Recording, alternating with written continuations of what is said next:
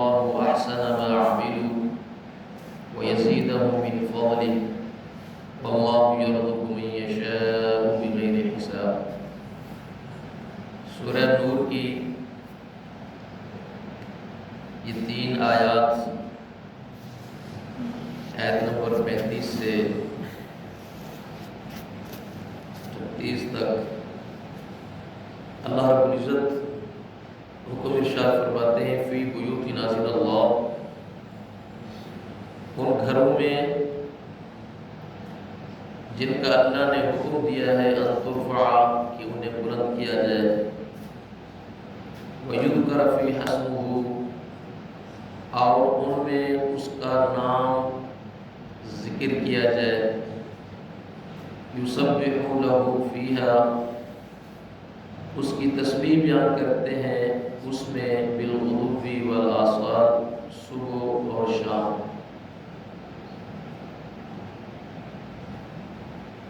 وہ خاص گھر جن کا اللہ نے بلند کرنے کا حکم دیا ہے وہ کیا ہے؟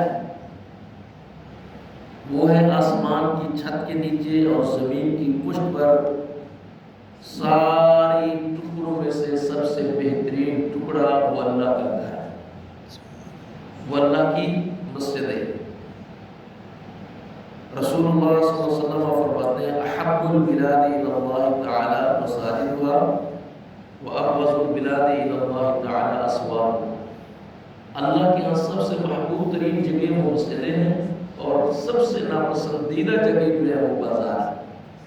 تو اللہ رب العزت نے جن کا حکم دیا ہے کہ ان کو بلند کیا جائے، تو یہاں بلند کرنے سے کیا مراد ہے؟ کیا بلند کرنے سے اونچی عمارتیں بنانا مقصود ہے، یا ان کی تزئین آرائش خوبصورتی مقصود ہے؟ نہیں، بلکہ اس سے مراد اللہ کے گھر کی تعظیم اور تکریم ہے۔ ورنہ نبی علیہ السلام نے فرمایا ما امرت بتشدید المساجد کہ مجھے مسجدوں کو بلند بنانے اور چونا گچ بنانے سے منع کیا گیا۔ تو اصل میں اللہ کا گھر کہ جن کے اندر اللہ کا نام ذکر کیا جائے وہ کیا ہے؟ وہ ہے مسجد ہے۔ اور اس مسجدوں کے اندر اہم ترین جو باتیں ہیں وہ یہ ہے کہ اللہ رب العزت کا گھروں کے اندر مسجدوں کے اندر آ کر اللہ کی عبادت کی جائے، مساجد میں آ کر اس کا جو آداب ہیں ان کو ملحوظ خاطر رکھا جائے، مسجدوں کے اندر شور و غل نہیں کرنا چاہیے، مسجد کے اندر ہر وہ کام جس کام کو شریعت نے ممنوع قرار دیا وہ نہیں کرنا چاہیے، مسجد کے اندر خرید و فروخت منع ہے، مسجد کے اندر گم شدہ چیز کا اعلان کرنا منع ہے، مسجد کے اندر بدبودار چیز کھا کر لہسن اور پیاز والی صورت میں آنا منع ہے، مسجد میں تحیت المسجد کا پڑھنا یہ ضروری ہے۔ تو یہ ہے مسجد کے آداب۔ فی بیوت اذن اللہ ان ترفع، اللہ کے گھر جو ہیں حکم یہی دیا گیا ہے کہ ان کی کیا کی جائے؟ تعظیم اور تکریم کی جائے۔ اور یہ بھی اس کے ادب کا ایک حصہ ہے کہ مسجد میں داخل ہوتے وقت سب سے پہلے دایاں پاؤں پر رکھنا چاہیے، اور مسجد سے نکلتے وقت سب سے پہلے بایاں پاؤں پہ رکھنا چاہیے، اور مسجد میں داخل ہوتے وقت اللہ کی رحمت کا سوال اور شیطان سے پناہ مانگنے کی دعا، اور مسجد سے نکلتے وقت اللہ کا فضل، یہ ساری چیزیں علامتیں ہیں کس چیز کی؟ کہ فی بیوت اذن اللہ ان ترفع، کہ اللہ کے گھروں کے اندر اس اللہ رب العزت کا نام کیا کیا جائے؟ بلند کیا جائے۔ ان ترفع وَيُذْكَرُ فِيهَا اسْمُهُ، اور اس کے اندر اللہ کا نام کیا ہے؟ ذکر کیا جائے۔ آپ نماز پڑھنا اللہ کا ذکر، اذکار کرنا اللہ کا ذکر، لا الہ الا اللہ پڑھنا اللہ کا ذکر، تو یہ ساری چیزیں اذکار کے اندر شامل ہیں۔ نوافل کا اہتمام، اللہ کا ذکر، تو اس لیے فرمایا یسبح لہ فیہا بالغدو والآصال، تسبیح بیان کرتے ہیں اس کی اس مسجد کے اندر صبح کے وقت بھی اور شام کے وقت بھی۔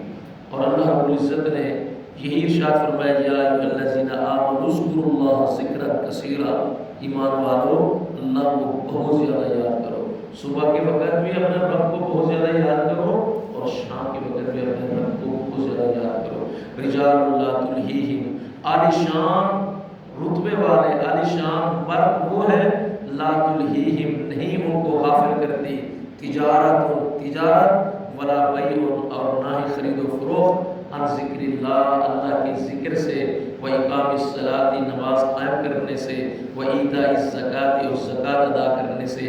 جو اللہ والے عالی شان بلند مقام رتبہ رکھتے ہیں مرد، ان کو اللہ کا ذکر کرنے، نماز قائم کرنے اور زکوٰۃ ادا کرنے میں نہ تجارت اور نہ خرید و فروخت انہیں غافل کرتی ہے۔ یہ چیزیں کوئی حیثیت نہیں رکھتی ان کی زندگیوں کے اندر۔ جب کوئی کاروبار ہے، معاملات ہے، لین دین ہے، آج دکان میں گاہک آیا ہوا ہے، اگر اللہ کی صدا بلند ہوتی ہے، اللہ اکبر کی اذان ان کے کانوں میں پہنچتی ہے، فوراً وہ اپنے سارے معاملات ختم کر کے اللہ کے گھروں کی طرف چلے آتے ہیں۔ خرید و فروخت، لین دین، تجارت میں اللہ کے ذکر سے، نماز قائم کرنے سے اور زکوٰۃ ادا کرنے سے روکتی نہیں ہے، غافل نہیں کرتی۔